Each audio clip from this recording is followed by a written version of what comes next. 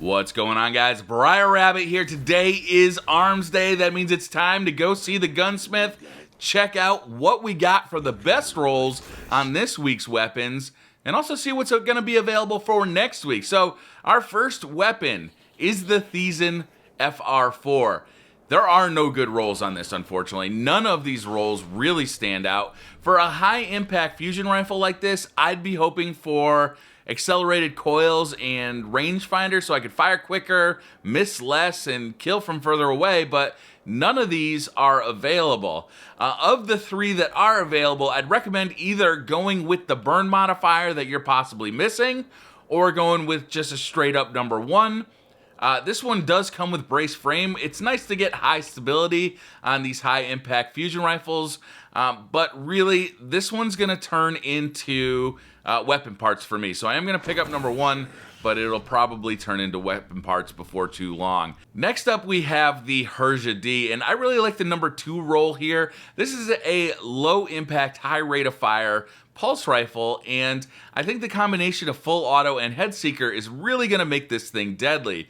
If you can score one shot to the body and then the rest of the burst lands to the head, you're going to be doing some massive damage. I think this thing's really going to be fun. Also, it's got fitted stock to help increase that stability a little bit more. I think this is actually a pretty beast roll, and I'm excited about it, to be honest with you, so I'm picking this one up. Next, we've got the Ludmila. Now, I was underestimating the Ludmila until Patrick from Planet Destiny told me a little bit more about it. He really likes this weapon, and it actually comes with a pretty damn good roll this week.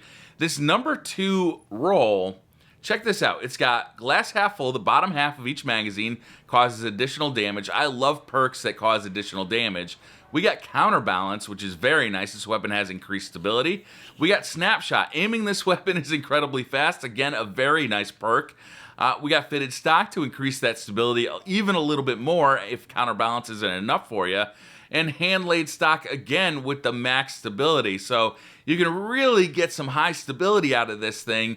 And what's great about this is it is capable of 2 burst kills if all your shots land to the head. So upping that stability is really going to help that happen. So I really like this roll. I think it's an absolute beast roll, and I would pick it number two. All right, next up, we got the PDX-45. This is probably the most anticipated weapon of this week. People really love the Hawksaw. The PDX-45 is the same, essentially the same weapon, but it has better stability.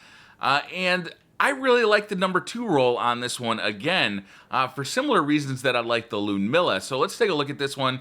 It's got fitted stock to increase that stability yet again. Casket mag, I'd probably skip out on that.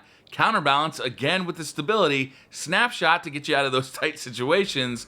And injection mold. I'd probably leave injection mold alone unless I was really needing more stability. But with counterbalance and with fitted stock, I don't think that's going to be an issue, so I would go with snapshot here. I think this is going to be a beast in the Crucible. I'm really looking forward to using it in the Iron Banner this week, so I'm picking it up right now. That's the number two roll.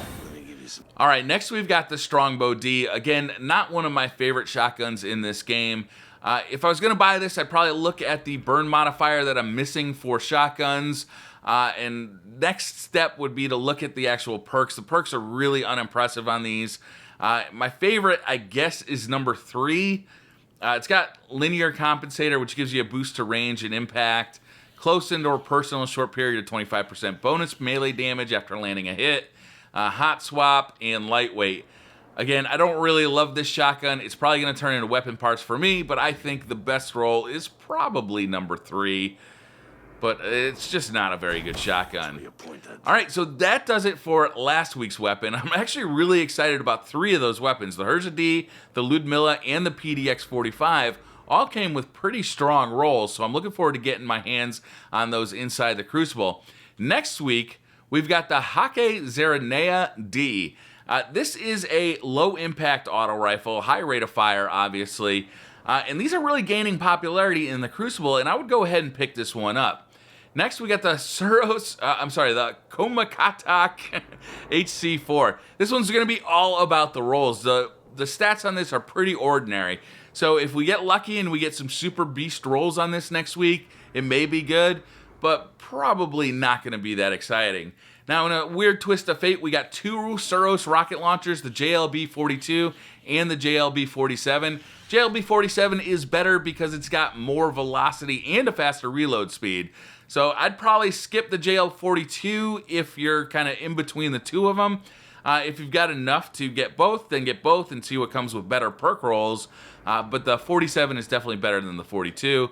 And finally, again, the Strongbow D. So, you know, weapon parts. So I'm going to pick all these things up and get ready for next week. Oh, I'm a little low, so I'll have to come back and get the other ones after I delete some stuff. So that's going to do it, guys. Thanks very much for watching. Hit that like button if you like the video. Hit subscribe if you're new to the channel. And I'll see you guys next week.